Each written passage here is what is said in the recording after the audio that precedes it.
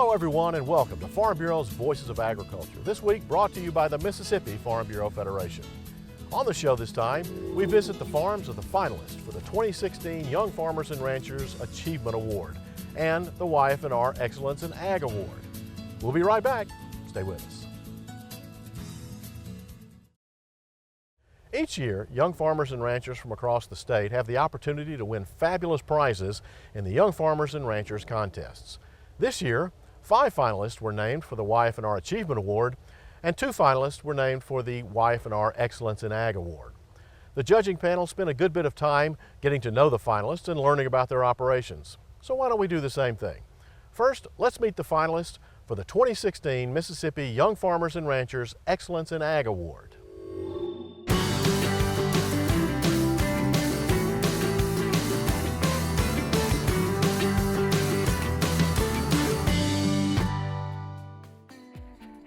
Our first nominee is Jessica Graves from Oktibbeha County. Jessica is the undergraduate coordinator and instructor in the Department of Animal and Dairy Sciences at Mississippi State University. All of Jessica's classes are undergraduate level, where she gets to introduce many students to an industry that they know very little about. I teach a freshman level orientation to animal science where I talk a lot about career opportunities available in the animal sciences, because a lot of the students that I see have no idea what career options are out there, oftentimes beyond veterinary medicine. So it's a really a good opportunity for me to shed some light on those opportunities available in animal sciences. She also teaches a class called Animal Agriculture in Society. I'm super excited about this. The target audience is all students on campus. This semester I'm teaching, and primarily those students are from the College of Agriculture and Life Sciences, but really the purpose of that course is to shed light on the opportunities and really teach students what animal agriculture means to us. So we all know that on a daily basis we rely on animal agriculture in some shape or form, whether it be to provide us with food or to provide us with clothing, medicines.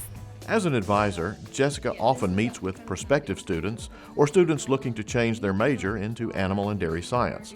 She gets to take them out to the farm units and allow them to get a good understanding of where their classes will be taught and the things they'll get to do.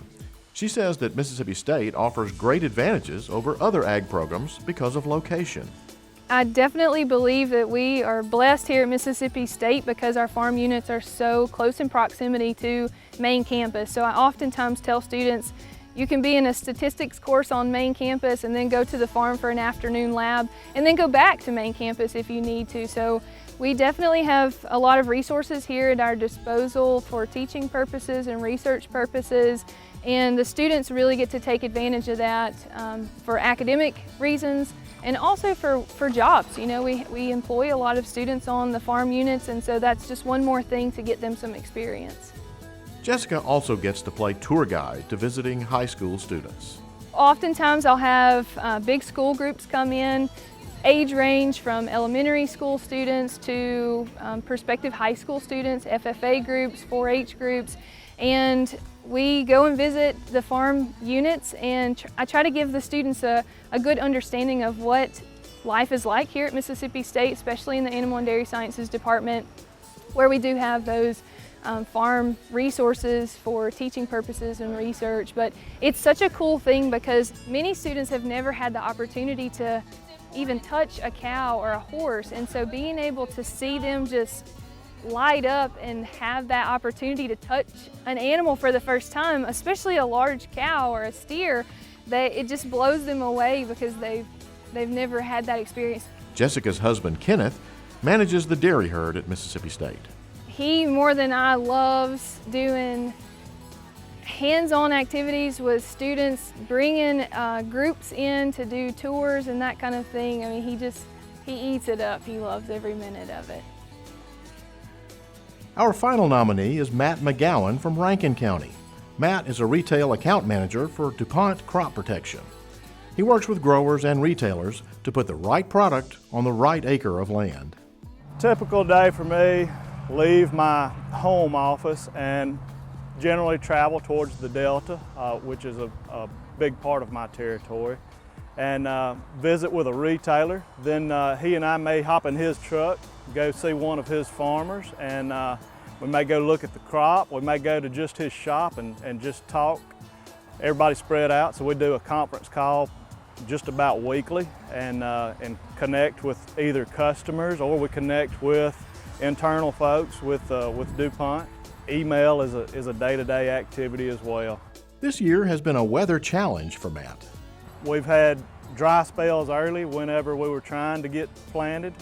We had wet spells following that. The wet was tough on the cotton. The dry was tough on getting pre-emerged chemicals out behind the planter on soybean planting. But then probably the biggest issue we've seen this year is it has just been a worm year. We've had army worms, we've had boll worms. You could even watch the local news and see reports of army worms just destroying residential lawns. So as you can imagine, they've been just that much more prevalent in soybeans and cotton and corn. Matt grew up on a small beef and poultry farm in Leake County, and now he has a small cattle operation with his father-in-law. He's been kind enough to allow me to use his property, and he has really helped me along the way to grow a small Black Angus herd. My father-in-law is a third-generation farmer, third-generation Black Angus farmer, that is, and he has really taught me a lot and learned a lot about the genetic side, which is something that growing up as a commercial cattleman on my family farm didn't pay much attention to, things like genetics and EPDs, and that's something that you really have to have a keen eye for to be successful in the Black Angus business now. At one point, Matt was covering 4 states for DuPont, which was putting a lot of stress on him. But his boss carved out a smaller territory for him. And he said, look, I'm going to give you a chance to make a career type territory. If you're a family man, you're a man of faith, and you want to be at home with your wife and children, I'm going to give you an opportunity to have a territory to where you can work in the soybean, corn, row crop industry. I get to work with a lot of really good people. That's my favorite part of this business is working with people. I've developed relationships with farmers, with retail customers, and also with university personnel. That these are not just work relationships, these are friendships that I think will last a lifetime. And those are the nominees for the Young Farmers and Ranchers Excellence in Agriculture Award. We'll be back to meet the finalists for the YFR Achievement Award right after these messages. And welcome back to Voices of Agriculture. We're visiting the finalists of the 2016 Mississippi Young Farmers and Ranchers Awards. We've met the finalists for the Excellence in Ag Award, and here are the finalists for the YFR Achievement Award.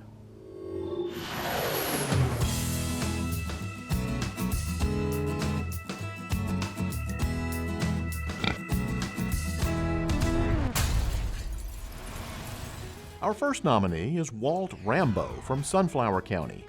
Walt is a first-generation row crop farmer. My mom was a stay-at-home mother, and my dad was a Methodist preacher, or is a Methodist preacher. I grew up around Clarksdale, Mississippi, and have always wanted to farm. We grow mainly soybeans, has been what has carried me through so far, but we do rotate with corn and rice, depending on soil type that we're rotating, and the markets determine the other part of that. His farm is roughly 400 acres currently, but he does have expansion plans. I'd like to be somewhere in that 12 to 1,500 acre range. That size farm leaves enough opportunity to be profitable while still being able to be managed by me.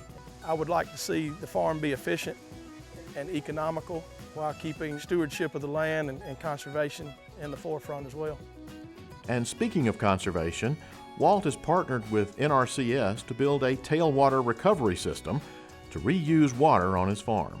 We were approved for our project August of 2015, and we initially started this project in October of 2015 after the crop was harvested off of this farm. The rain caught us last fall before we were finished, and we were able to get back in here in May and begin moving dirt, land leveling, and building this reservoir, and finished up about the middle of July this summer. The declining aquifer in the Mississippi Delta makes his reservoir extremely important to the long-term survival of farming in this area. We are recapturing our surface water through a tailwater recovery ditch and relifting the water into this 20-acre reservoir. and using the water from this reservoir to furrow irrigate roughly a third of this farm, which takes roughly 100 acres of land off of the aquifer and is strictly irrigated from surface water. It's important for us to be conservationists ahead of anything because nobody else is going to come conserve our farmland for us or be stewards of this land. It's our job as farmers to take care of what we have so that we can pass this on to the next generation. Walt has been involved in many areas of the County Farm Bureau, including being the County YFR chairman. His wife, Ashley, is a registered nurse, and the couple has 2 children, Addison and Wyatt. Our next finalist is Justin Brooks from Yalobusha County. Justin is a 4th-generation diversified farmer. Traditionally, we're a cotton, corn, soybean farm. Prices got a little low, margins got a little thin, so I decided this land here was going to lay out. So I decided I'll just try some of these, truck patching, so to speak. And it's turned into way more than just a truck patch. We've picked corn for 3 weeks, picked squash for a month and a half. Watermelons, we'll start picking those this coming Saturday. We've got tomatoes, bell peppers, cayenne peppers, and peas and butter beans. We're done with everything except the watermelons. And if that's not enough, he's also got sweet potatoes, honeybees, and a small herd of cattle. Typical day, me and the crew meet at the shop 5:30 in the morning. We'll come down here and pick vegetables for 2 hours, and then we'll go hoe for 2 hours. When it gets too hot to stay in the fields, we'll go get on a tractor and cut hay, rake hay, bale hay, and start all over tomorrow. We have cattle that are calving, and that's usually the first thing I do in the morning. Check the cows, make sure nothing's having problems, and then the crew and I get together and decide what needs doing. Justin is also the chairman of the County YFR Committee. I love being involved with the Farm Bureau. Suzanne and I love going to the conventions and meeting young farmers and old farmers. We love meeting people that do the same thing that we do. And we don't have a whole lot of opportunity to do that out here every day. So, when there's a convention somewhere, we try to participate. Justin's wife, Suzanne, is a stay-at-home mom and helps with all the operations on the farm. They have 2 children, Andy, who is 4, and 2-year-old Bailey. And when it comes to his family, Justin really has his priorities straight. It really doesn't matter what I think, it's what my wife thinks. She loves it. She loves it. Our next nominee is Marlo Beeson from Neshoba County. Marlo is co-owner of Beeson Family Farms, a small dairy farm with beef cattle and custom hay harvesting. We've been doing this dairy operation for 4 years now. We started in September of 2012. So we just started really small with about 6 to 8 milk cows, and we've just kind of grew over time as we've added more cows when we've needed more supply of milk. They're currently milking around 35 cows each day, and they only milk registered Jersey cows. They're a better quality of milk, and they're more docile, and they're smaller to handle, and they're just, like I said, it's a better quality and has more fat content in the milk. This dairy is a fully integrated operation from start to finish. We milk every day, twice a day. Usually we start around 7:30 in the morning and 7:30 at night. Usually if we have field trip kids, we start a little later in the mornings. We pasteurize milk every day and bottle every day. We have a delivery route 5 days a week, Monday through Friday. We're in 30 different locations with restaurants and grocery stores. And we also have a storefront where we have an honor system, so anyone can come at any time and buy their milk if we are not here, or if it's late or early in the morning. We just have a list and you can leave your name and make your own change in the bucket. We have buttermilk and whole milk and reduced fat chocolate. And people also like to buy cream, like pints of cream or gallons of cream, and they make their own butter with it or put it in their coffee or something. Their milk is pasteurized, but not homogenized. So our cream line rises to the top once it settles on the shelf, so you have to give it a good shake before pouring it each time. It's on the shelf within 2 days. Their pasteurization process is special also. The pasteurization is a VAP pasteurization, which is where we have a lower temp for a longer time. It's a less effect on the milk because it has a better taste, and it keeps the quality of the milk and the fat content, the protein, and everything in it. In addition to milk production, the Beesons also host school groups to teach them about the dairy. We usually just have them come in the morning time when they can come and watch the milking process, and we can show them the tour through the barn. I get to show them that, you know, it comes in the back of the barn in a cow and it leaves in the front of the barn in a milk jug. The whole process and how it gets to the grocery store where they can buy it, because a lot of times they just think it just shows up at the grocery store. So this gives them a better idea of where their milk comes from and other products, dairy products like cheese and yogurt and ice cream and stuff. So we usually, you know, let them bottle feed calves and hand milk a cow, and we have a little snack and have milk, and when we have cream available, we'll make butter with them and stuff like that. Their business is called Beeson Family Farms for a reason. Husband Shelby and kids Cole, Michaela, and Landon are a big part of it. Our next nominees are Levi and Shannon Rogers from Covington County. The Rogers run a large cattle operation that spreads out over several counties. As a family operation, we graze about 30,000 head a year, and we just buy basically a 400-pound yearling calf, heifer, steer, bull, and raise them up. We sell the steers about 750 to 800 pounds and grow the heifers to about 700. And myself personally and Shannon, we do about 4,000 head on our own. 400-pound steers, same situation. Sell them 750 to 800, and in the wintertime we do a ryegrass. Typical day, I leave the house about 6 or so and just go and try to check the cattle early in the morning. It's the best time to check them, and especially when it's hot, early in the morning or right before dark, one of the two. Just run around and do anything, whether it be, you know, doctoring sick cattle or buying cattle on Mondays or fixing fence, fixing water lines, just feeding cows, just any number of things could come across during the day. Levi's wife Shannon also has a big role in the family business. So I am Levi's bookkeeper for the 4,000 head that we run, and then I also am the bookkeeper for the buying yard on Mondays. And when I'm not doing that or chasing Rhett around, I'm running the store. I have Stock Pro Animal Health in Collins, and I'm a volume distributor of animal health supplies. It's a big need for our area to have somewhere that farmers could go and locally pick up something same day and not have to have something shipped out of a catalog. So it's something I've done for the last 6 years and continue to grow and increase each year. They also sell some of their beef locally to some very lucky customers. We also, I sell at the store Honestly Beef, which is our family operation of farm fresh pasture raised beef.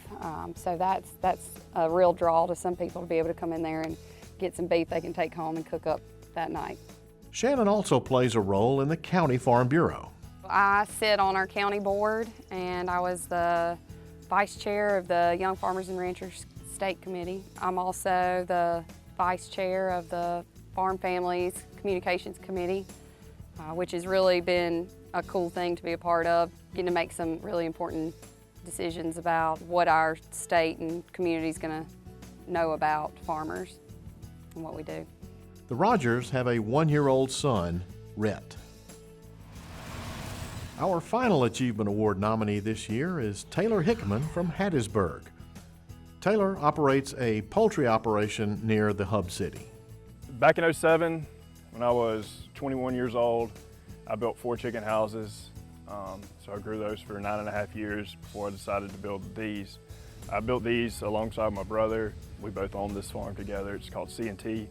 His name's Clifton, my name's Taylor, C&T. So we placed these birds back at the end of April, and growing a second flock right now.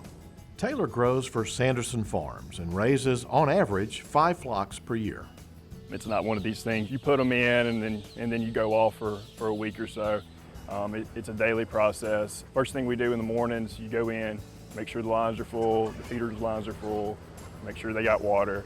You look at the temperatures, there's controllers in there that'll show you the temperatures and whatnot. You go in there and look for anything that may hinder their performance, get out, go into the next house, do it all over again. Keeping the birds comfortable is the key to good poultry production. On one end of the chicken house, there are things called cool cell pads. On the other end, there are fans. Now these new houses have way more fans and cool pads than my older ones do. These have 120 foot down each side of cooling pads, and I've got 16 fans at the end. These cooling pads is basically just like a water recirculator. Taylor is active in Farm Bureau, including starring in one of last year's Farm Families of Mississippi commercials. Because properly caring for our chickens is not only the smart thing to do, it's the right thing to do. The Farm Families of Mississippi, professionals of the highest standards. He's also the County Farm Bureau president. Farm Bureau has given me a lot of opportunities, and I'm not just saying this because this is a Farm Bureau video, but I mean it's tremendous what they offer, and the leadership responsibilities. If you make yourself available, they're going to put you to work. They're going to find something for you to do. And those are the nominees for the Young Farmers and Ranchers Achievement Award. We'll be back with the announcement of the winners right after this timeout. Stay with us. We have visited all the finalists for the 2016 Mississippi Young Farmers and Ranchers Awards. But before we see who won these awards, let's take a look at the prize packages that the winners receive. The winner of the Excellence in Ag Award takes home this zero-turn lawnmower provided by Southern Ag Credit and an all-expense-paid trip to the American Farm Bureau Federation representing Mississippi in the National Young Farmers and Ranchers Excellence in Ag competition. The winner of the Achievement Award receives a full-size pickup truck courtesy of Southern Farm Bureau Casualty Insurance Company, $500 cash courtesy of Ford, 100 hours use of a John Deere tractor, 250 hours use of a Kubota tractor, $1,800 towards the purchase of technology from Mississippi Farm Bureau, and an all-expense-paid trip to the American Farm Bureau Federation Convention representing Mississippi in the National Young Farmers and Ranchers Achievement Award competition. So let's find out the winners of the 2016 Mississippi YFR Awards. The 2016 Excellence in Agricultural Award winner is Jessica Graves, Region 4. Well, anybody that knows me knows that I'm a crier, but I told some of my colleagues earlier I got to try to keep it together, but thank you so much to Farm Bureau. Thank you so much to my young farmer and rancher family. I love what I do. I think that's probably evident. And God has blessed me so much, and I can't thank Him enough. Goodness gracious. Again, I think probably it goes without saying that I can speak on behalf of probably a lot of the young farmers and ranchers that we're very grateful for the mentorship. None of us get to where we are without mentors along the way. And the 2016 Achievement Award winner is... Are y'all nervous? I was.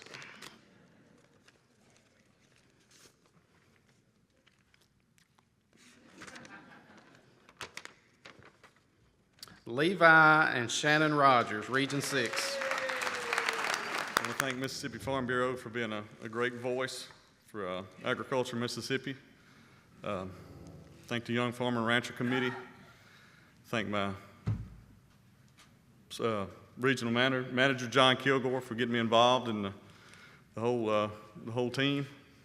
And thank you. We're excited. I just want to say that we have had such stiff competition, and it was incredible to be surrounded by all of these people.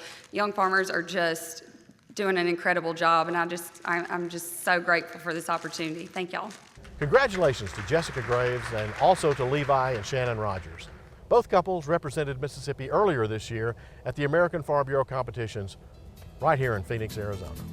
And that's all the time we have for this edition of Voices of Agriculture. We hope you've enjoyed the show and will be with us again next time. For all of us here at the Mississippi Farm Bureau, thanks for watching.